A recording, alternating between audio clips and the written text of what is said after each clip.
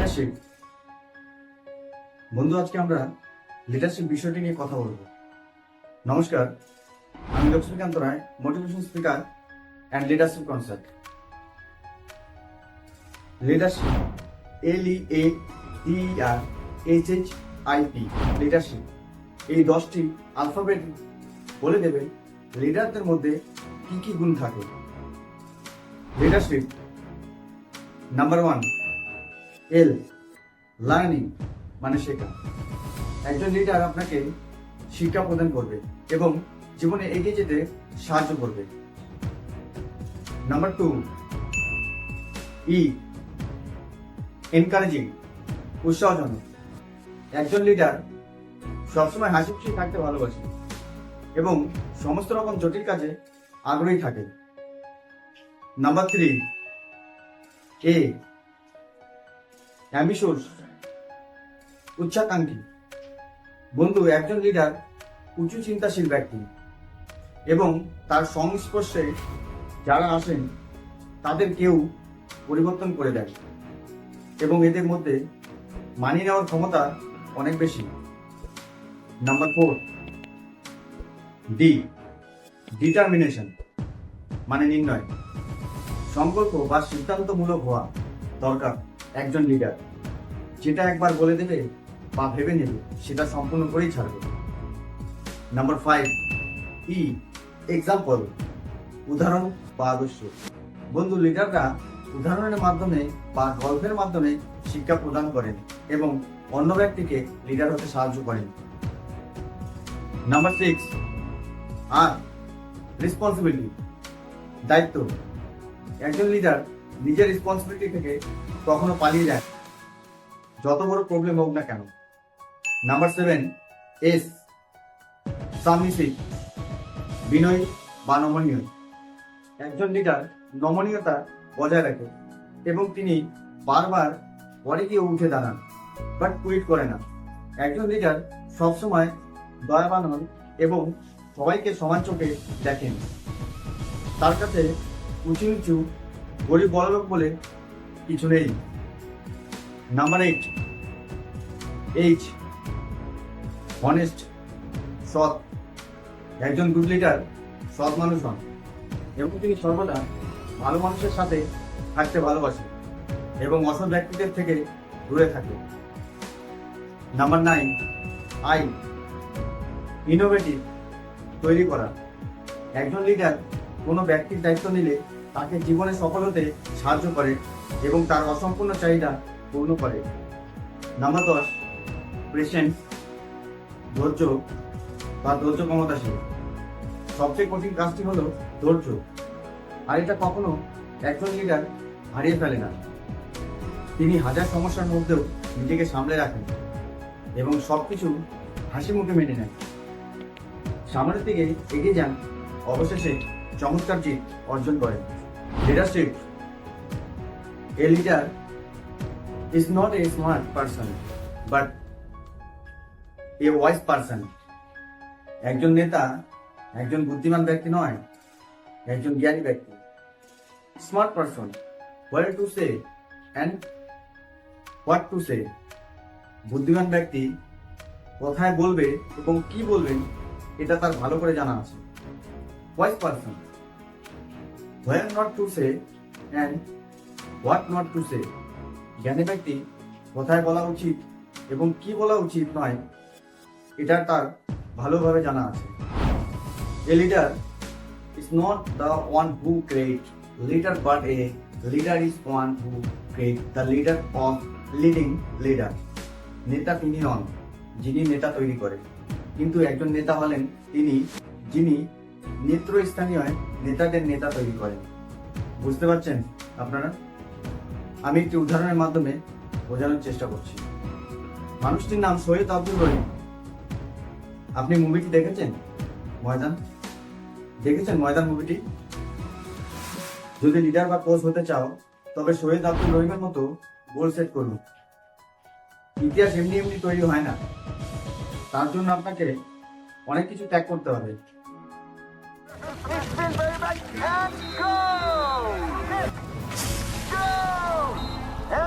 final whistle, the match has come to an end.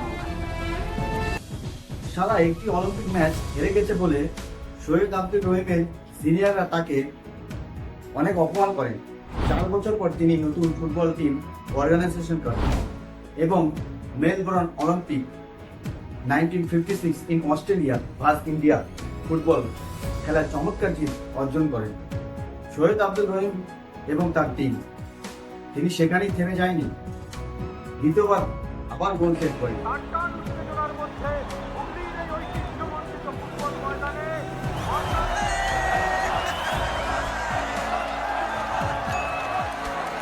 National championship 1958 আবাল আব্দুল রহিম জিত অর্জন করেন। বন্ধু, আপনি যখন আপনার স্বপ্ন পূর্ণ করার জন্য সমস্ত শক্তি দিয়ে চেষ্টা করছেন, ঠিক তখনই কিছু মানুষ আপনার ক্ষতি করার জন্য আপনার কাজে ব্যাঘাত তৈরি করবে। শুধু আপনি পিছনে ফিরে তাকাবেন না। যাই হোক না কেন, সর্বদাই এগিয়ে যাও শহীদ আব্দুল রহিমের মতো, এবং তৃতীয়বার গোল সেট করে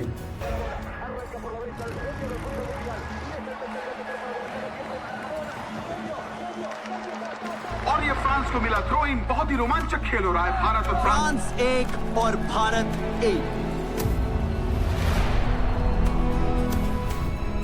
भारत ने अपना अव्वल दर्जे का खेल दिखाया, पर अफसोस ड्रॉ से उन्हें कोई फायदा नहीं मिलेगा। फ्रांस ऑलरेडी पॉइंट टेबल में ऊपर है, इसलिए भारत 1960 रोम ओलंपिक से बाहर। এবং তৃতীয়বার গোল সেট করে Rahim national football championship olympic 1960 in France versus India. কিন্তু এবার শহীদ আব্দুল রহিমকে হারের মুখ দেখতে হয়, তাই নেক্সট অলিম্পিক থেকে বাইরে রহিম এবং তার টিম। এর কারণে আব্দুল রহিমের অফিসের সিনিয়ররা তাকে অফিস থেকে বের করে দেয়। मेरे पास भी है। टीम के बेहतरी के लिए कोच का मसला। এরই মধ্যে ধরা पड़े শহীদ আব্দুল রহিমের লাং ক্যান্সার। रहीम सर, टेस्ट रिजल्ट्स आ गए। आपको लंग कैंसर है। এইভাবে 2 বছর পার হয়ে যায়। একদিন তার ওয়াইফ তাকে বলে, ঘরে বসে মৃত্যুর জন্য অপেক্ষা করছো? যদি চাও শান্তিতে মরতে, তাহলে নিজের স্বপ্ন পূরণের জন্য কাজ করো আজ থেকে। বন্ধু, আসলে আব্দুল রহিমের ওয়াইফ বোঝাতে চাইছে থেমে থাকা নদীর জল আর বসে থাকা বেকার পুরুষ দুটোই অযোগ্য। বন্ধু, জীবনে সফল হবার একটাই মূল মন্ত্র, পেছনে ফেলে আসা রাস্তা কখনো স্মরণ করবেন না। আর ফিরে যাওয়ার কোনো রাস্তা না থাকলেই আপনি বাধ্যতামূলক সামনের দিকে এগিয়ে যাবেন, আর এটাই 100% কার্যকর। বন্ধু, চতুর্থবার গোল সেট করে শহীদ আব্দুল রহিম। एक भी हार का सामना नहीं किया। इतना बड़ा मार्जिन और इतनी बड़ी हार से भारत का हौसला जरूर डगमगाया होगा, पर भारत को इससे सीखना होगा, अपनी गलतियों को सुधारना होगा और एक ब्लैंक स्लेट लेके अगले मैच में उतरना होगा। Olympic 1962 south Korea verse India. কিন্তু এবার তাকে আবার হারের মুখ দেখতে হলো, কিন্তু তিনি সেখানেই থেমে থাকেননি। Next olympic Thailand versus India. Ramesh 10 पैर होने के बावजूद कोच रहीम की इस नौजवान टीम ने 4-1 से थाईलैंड को इस गेम में धूल चटा दी है। এবার চমৎকার জিত অর্জন করলেন শহীদ আব্দুল রহিম এবং তার টিম। বন্ধু, সাধারণত আমরা একবার ফেল হলে আর উঠে দাঁড়াই না এবং সামনের দিকে এগিয়ে যাই না, তাই আর সফলতা পাই না। কিন্তু এখানে শহীদ আব্দুল রহিমের কাছ থেকে শিক্ষা নেওয়া উচিত। এরপর next Olympic Japan verse India. পরপর 2 ম্যাচ জেতার পর সেমিফাইনালে খেলার সুযোগ পায় শহীদ আব্দুল রহিমের টিম। तो हम बता दें कि ये सेमीफाइनल भी नहीं सोचा होगा कि भारत 2-0 से पिछड़ने के बाद 3-2 से आगे निकल जाएगा। ऐतिहासिक। ভিয়েতনাম ন্যাশনাল ফুটবল টিমকে 2-3 হারিয়েছে ভারত। এখানেই থামেনি শহীদ আব্দুল রহিম, তার টিমকে ফাইনালে দেখতে চায় এবং ভারতের ইতিহাসে নতুন অধ্যায় লিখতে চান, কিন্তু বারবার বড় বড় বাধা তার সম্মুখীন হয়।